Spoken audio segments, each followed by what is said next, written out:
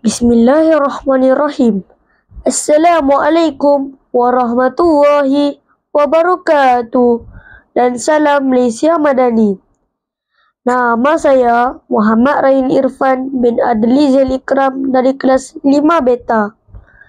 Sayur bayam asin-asin, sayur kailan tepi berangan.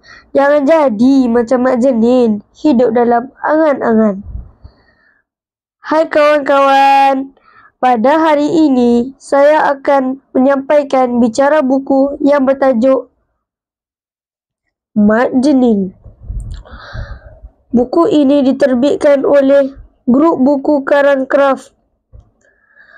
Buku ini mengandungi 32 halaman bercetak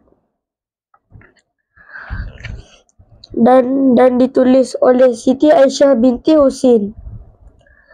Buku ini berharga RM12 serta diterbitkan pada tahun 2024.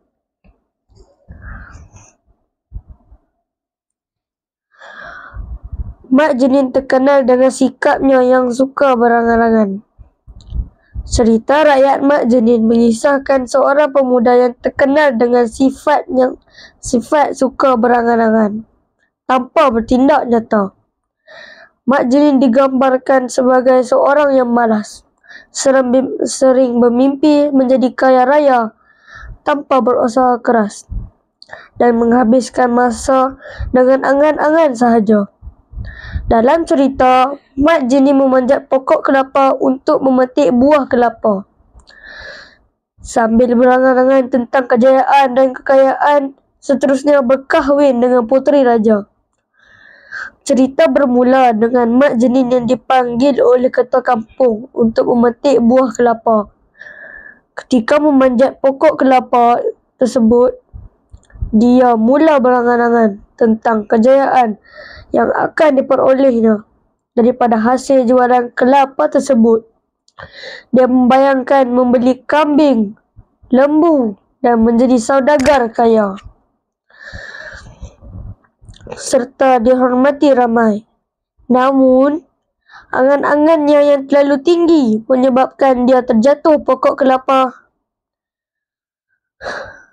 Cerita ini secara tradisional disampaikan dengan pengajaran agar tidak terlalu berangan-angan tanpa usaha dan supaya tidak lalai ketika melakukan sesuatu pekerjaan.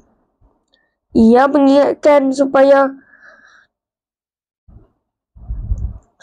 bekerja dengan bersungguh-sungguh dan tidak terlalu hanyut dalam mimpi kosong yang boleh membawa kepada kegagalan. Akhir kata, padi menguning di sawah padi, dipetik petani dengan gembira. Rajin belajar sepanjang hari, impian tinggi pasti tercapai juga. Sekian, terima kasih. Bye.